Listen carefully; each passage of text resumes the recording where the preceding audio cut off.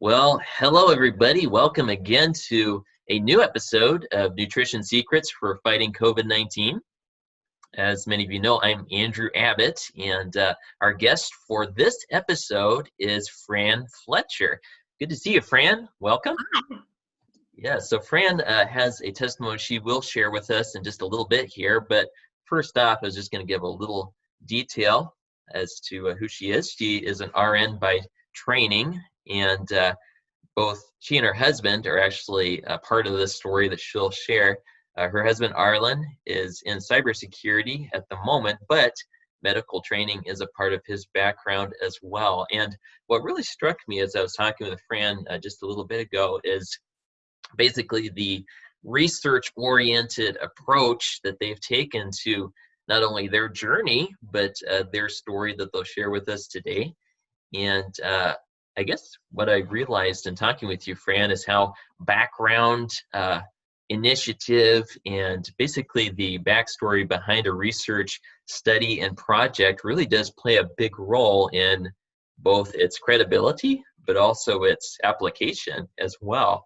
And I thought you expressed that well, and I'm looking forward to what you have to share when it comes to cardiac health, which will be our focus here today. I guess just to set the stage here a little bit as we move into our story here today, you've been on both sides, it sounds like, with your story, both on the healthy side of cardiac health and well-being, but also the negative opposite side as well. So what is it like to be on both sides of the spectrum there when it comes to having a healthy heart? Oh, it's like night and day. Okay.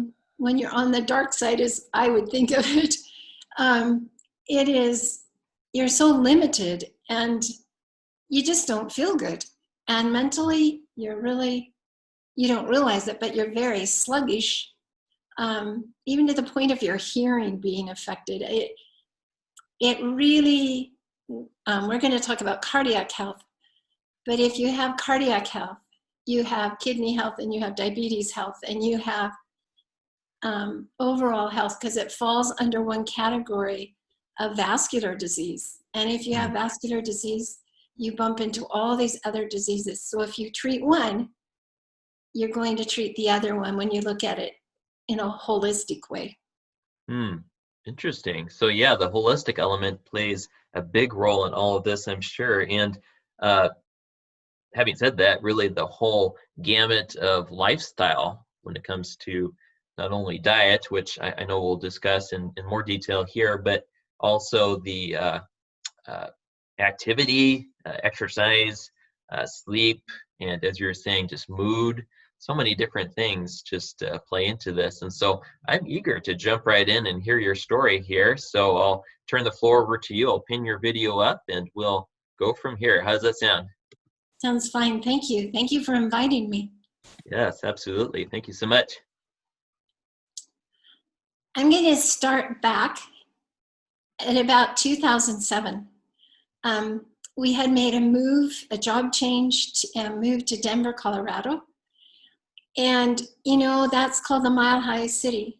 And what happens is people come to tour here and to go up to the 12,000 foot peaks, only to discover that they have a heart issue that they weren't aware of at a lower elevation. And that's what was kind of happening to my husband. He had felt some discomfort at lower elevations, but it was more noticeable now. He took a job working for the University of Denver, doing cybersecurity for them. He was also working on his master's program and doing some teaching, online teaching through the university. But each day he had to walk across campus to this class that he was taking, and he would feel a funny pressure in his left shoulder. He didn't think much about it. He was seeing a cardiologist for a different issue. And one day, it was in January of 2008, he called and he said, I'm having this funny feeling in my shoulder. I just was wondering if it could be, heart. Well, his doctor that he was seeing said, no, we've done the stress EKG and everything was fine. Well, after Arlen hung up, he realized he'd never had one. So he called him back. Man. And the doctor said, "Are you saying you'd like me to schedule you one?" And he said, "Yeah." So they scheduled it, and they went in, and they started the test. They injected the dye, put him on the treadmill, and he went into, as it picked up its pace, what they call ventricular tachycardia. The next phase is ventricular fibrillation and death. Oh, my. So they instantly stopped it, laid him back on the gurney, and let things calm down. And then they said, "We're going to inject a medication that will stress your heart, but in a different way so that we don't bump into this issue again." Well, in doing that, they discovered that it appeared there were some blockages. So they admitted him and did an angiogram. And sure enough, there they were. Now, the thing that was startling about it to us was we had been vegetarians at this point for 25 plus years. And early on, we had both exercised. Arlen had been a runner.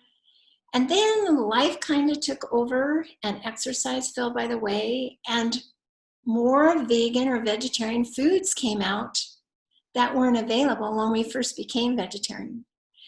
And you could incorporate those in and create kind of vegan Martha Stewart events. And I like to cook and he liked to eat.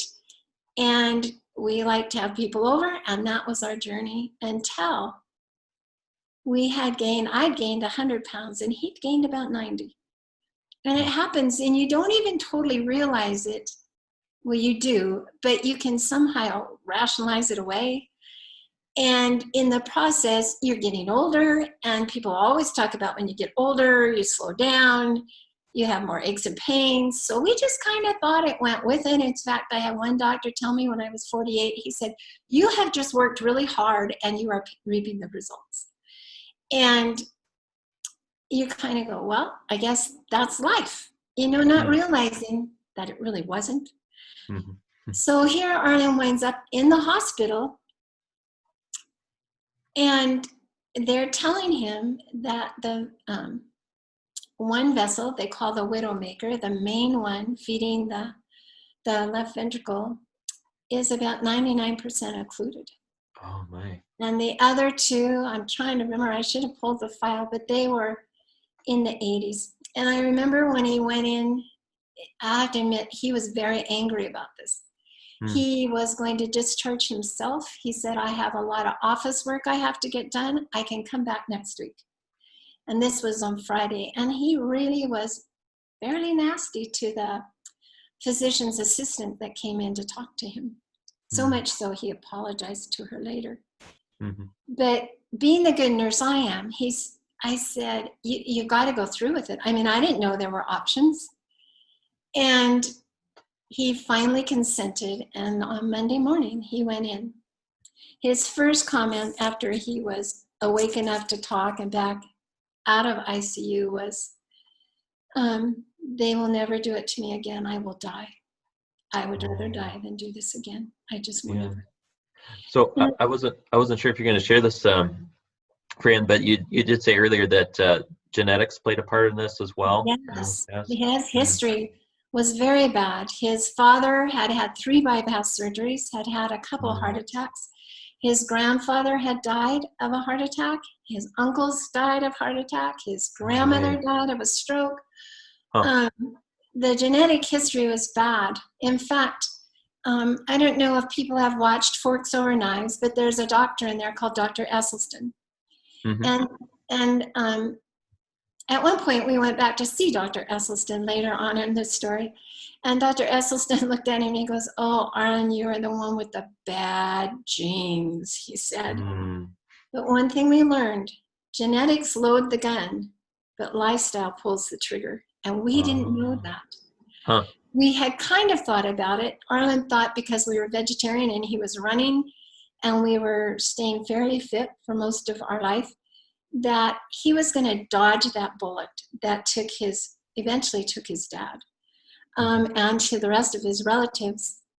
And the reason he really thought that was he didn't drink coffee, he didn't smoke, he didn't drink, we didn't eat meat. And those were all the things the family did. So we kind of thought we were, no, we didn't kind of. We knew we were safe. I mean, we knew we were safe. And there was the philosophy then that was later dispelled that you could exercise enough to compensate for a bad diet. And I shared with you Jim Nix, and he was the running guru. And I'm trying to remember the physician that was with the military. Oh, it's a common name. That he did the exercise. And him and Jim Nix were kind of together. And it startled him very much when on one run, Jim Nix was found dead beside the road. And you can read his autopsy report. He had multiple occlusions. Yeah. Yeah, that was startling. So the saying is, you can't outrun your fork. And we found that. The thing that changed for us, when I say that we thought being a vegetarian was the way to go, we thought as long as it wasn't an animal product, we were okay.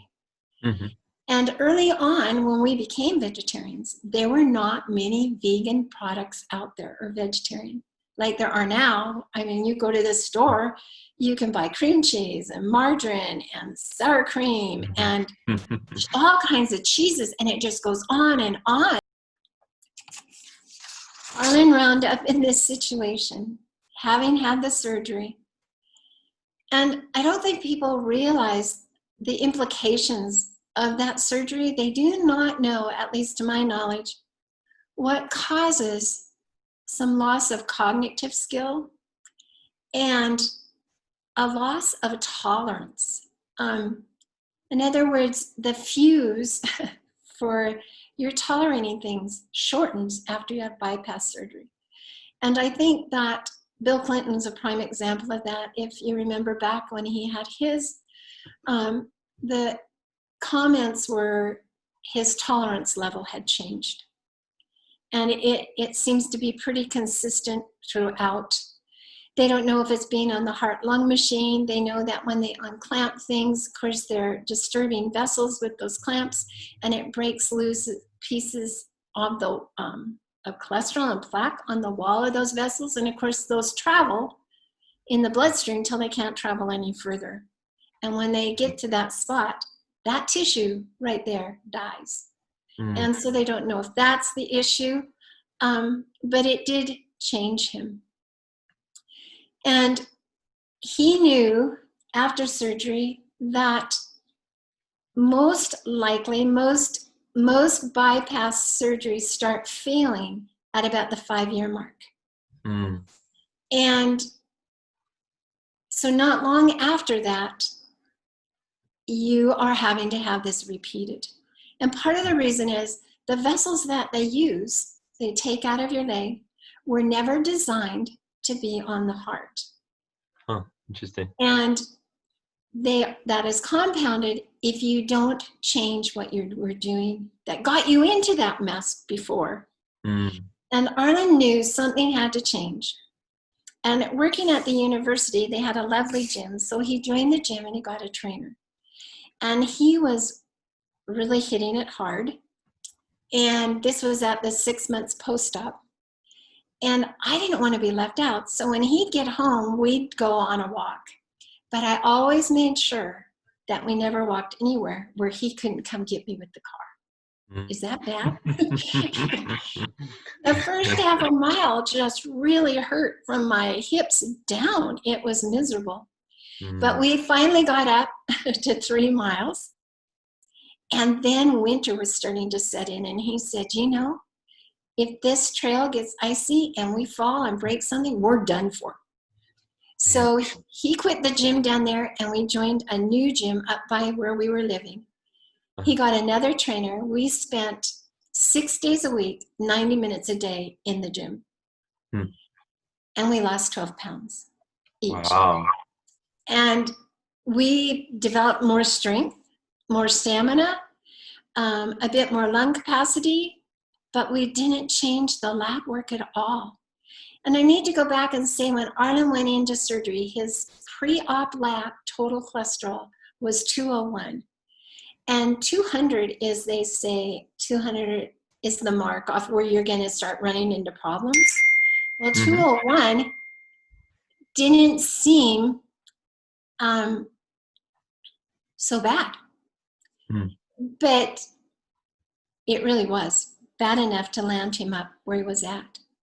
So after joining the gym, this was in the fall of 2008, come fall 2009, and our lab work is still looking the same. We're hiking more. That 7th day, we're up in the Rockies, hiking at 10,000 and above. Wow. And he's not, because of those different vessels, experiencing the chest pain or the shoulder discomfort, but nothing else that needed to change is changing. So in November, one night, we were talking about this as we were getting dinner, and he happened to turn on a program or a channel, 3ABN, Three Angels Broadcasting. And it was their Thursday evening program, and they had a doctor by the name of Dr. Hans Steele, who does the CHIP program, the coronary, I think he's changed then what it stands for, but it was coronary heart improvement. And a man by the name of Dr. Caldwell Esselstyn Jr. And he was talking about how you could not only prevent cardiac issues, but you could reverse them. Well, that really got Arlen's attention. And he listened for the whole program. And he kept waiting for Dr. Esselstyn to say, if you will buy my program, if you will buy these supplements, if you will buy my meal plan, this is what will change. But he never said that. He just said, it's on the end of your fork. Well, he had written a book. He has written several articles in several medical journals sharing his journey into health and to helping patients. So Arlen got the book, read it, I read it. And as I read it, I thought, we can do it for 2 weeks. We can do anything for 2 weeks, and we'll see what happens. So we did it. And Arlen happened to, for some reason, need a blood draw. This was right after Thanksgiving. He went in, and so we knew what his total cholesterol was. It was sitting at, let me check here. It was sitting at 196. So we did this diet change, which we were clueless on what we were doing. It did not look appealing at all. And 10 days later, on December 23rd, he had another blood draw. His total cholesterol was 119. Wow. That's amazing. It was amazing. And I was angry. I was thankful, but I was angry because I knew that everything we had been eating, well, at least in my mind, was gone. And that meant no more cheesecake, vegan.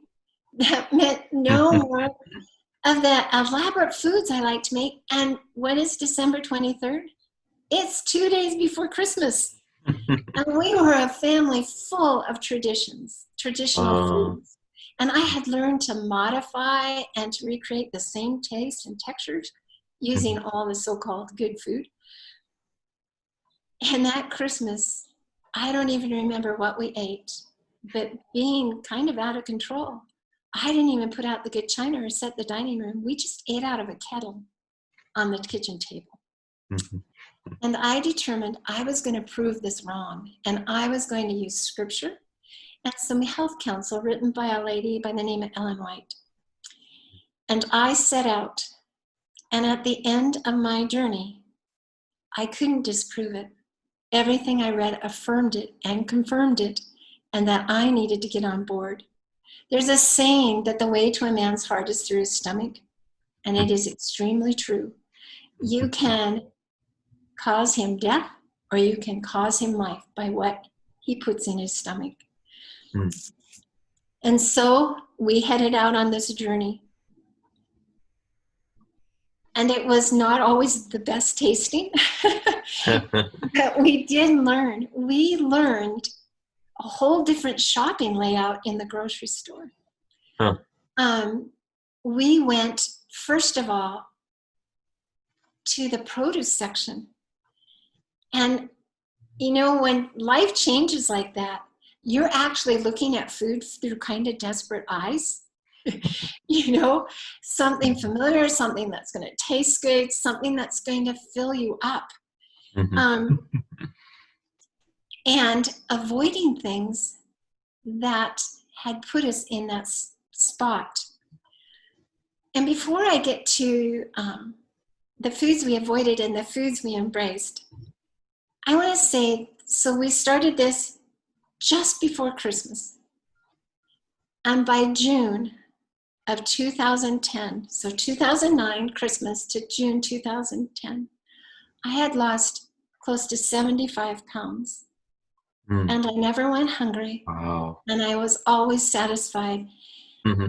And Arlen had lost about 70 pounds also. Mm. The aches and pains were gone. Even his hearing started becoming more finely tuned. Huh. It was amazing. Our taste buds woke up. I just can't begin to tell you the things that changed in our lives. Wow. And our brains. It was amazing how clear things became on this journey. Huh. But the real struggle was the first 60 to 90 days, because the secret is eating whole plant foods. So when I say that, eat them as close to how they came out of the garden or out of the field. So, you know, you never think about it, but when you grind a kernel of wheat or you blend something, you have refined it in the sense that you have taken away where it naturally breaks down in your mouth and starts digestion. And when you bypass that by grinding, changing the texture of it, you know, the fiber and everything is still intact, but you've broken it apart, it absorbs differently in different spots in your digestive tract. And so your body uses it differently and responds to it differently. So the goal is to try, now I bake bread, we love bread. We eat blended cauliflower for sauces. I mean, it's not that we don't use our blender or the food processor. I don't want to give that false image here. But the majority of our food comes as it was grown and is we use it that way. So you keep everything in its natural setting. What had tripped us up without realizing it, and this was such a jolt to me, I felt like the rug had been pulled out from me, in fact, was the amount of free oil or free fat we were eating in our food. And when I go back and I look at all those vegan products, usually one of the first couple of ingredients is oil. When you walk down the salad dressing aisle, the cracker aisle, the chip aisle, so many of those are vegetarian, but their first few ingredients are fat. And that fat has been removed from its natural setting, and it becomes a whole different beast in our body. Our body responds to it entirely different. When we looked at the food we were eating, we realized it was all high fat with very little fiber, very little nutrients. And when we made this lifestyle change, it went just the opposite. It went intact food, high fiber, very nutrient dense, but calorie light. You know, it wasn't calorically dense food. And by eliminating the free fats, it eliminated all those high caloric dense foods right out. And we moved to a diet of a lot of kale and a lot of greens because of the antioxidants in them. The especially kale and arugula are extremely good for vessel health. And your endothelial layer is just one cell thick. And once you injure that by diet, that's where you start getting all the vascular problems, the plaque buildup, the plaques that want to rupture. You start seeing diabetes. You start seeing all kinds of issues because of that vessel health. And so the goal is to get good vessel health. And once you do that, everything else just comes in line. You know, your diabetes changes, your cardiac health changes, your hypertension goes away. And it made such a difference. And I think in 10 days, it was already changing. In fact, we know now that within 3 days of a lifestyle change, your vessels are starting to heal themselves. It's that rapid. Amazing. And an example of that is in the book of Daniel, chapter 1. Mm-hmm. Daniel was taken captive along with other royalty from Jerusalem, taken captive to Babylon. And the Babylonian king wanted to train them in the wonders of his government, because these were the cream of the crop, young men, youth. And he treated them well. He gave them the food he was eating, so they dined like kings. Daniel and his 3 friends looked at it and realized that it wouldn't be the optimum to do that, that he wanted to honor God by taking care of himself. And he knew what God had planned in the beginning. And so he asked the man over them if they could have pulse, which was a mixture of grains and beans and some fruit and just plain water. And the man over them was worried. He said, you know, if you get sick or something, the king will have my head. And Daniel said, just try us for 10 days. And we're told in the Bible at the end of those 10 days, Daniel and his 3 friends were fairer and fatter and brighter than any of the other captives because of just that one thing. Wow. And we teach lifestyle classes, and we have seen when people accept this, the changes in them is just fantastic. And it's science-based. You know, I'd recommend this is a good read Okay. for people to give you good information. And now there's all kinds of information out there now regarding this type of lifestyle, where before it was limited. Another good source is Neva and Jim Brackett. Very good source of really nice recipes and that. But when you think about it, think about coloring your plate is what they say. You want to get greens. You want to get fruits. You want to get the oranges and the yellows. You want to get the starches. You want to have that baked potato. You want to have those baked jams. You want that pasta. You want that rice. You don't avoid the carbs. In fact, your carb intake goes up. Interesting. In the process, your protein intake comes down. And go ahead. And the things that are irritating you. So add in the beans. You know, focus on the legumes, the lentils, and that, and the seasonings. It's amazing what it can make food taste like. Yeah. That's awesome. Well, that really inspires me that you said that there, Fran, because when I think about what you're talking about with the variety that you get from all these different plants and whole foods, it's really kind of broadens your palate in a way. I can imagine our bodies, it's just like, oh, a relief to have that spice of life variety thrown in, you know, with the carbs, but also, you know, the natural roughage and the colors and the nutrients and all that. It's just a feast in that sense, isn't it? And it's a wonderful way to go. It really is. And, you know, we still make pies occasionally. We still have a cake, but they're not the cake you would buy in the store or the pie you would buy in the store, but people still enjoy them. You know, and you don't, we have gotten in America to where we eat like kings at every meal. You know, a king's diet is rich, meaning we call it rich because only the rich could afford it. Right, yeah. And kings have dessert, and kings have all this stuff that we used to just reserve for a holiday or a birthday, and now has become, you can just go to the store and buy it. You can have donuts and coffee every morning. You know, where it used to be, they were a treat. Yeah, that's true. So yeah, it's amazing. The one thing that we didn't realize until we started this was there is actually an addiction to fat. And when coupled with sugar, it's even more powerful. In fact, studies have shown you can take a rat off of cocaine within 48 hours, his withdrawal. To get him off of a sugar-fat mixture will take 10 to 14 days.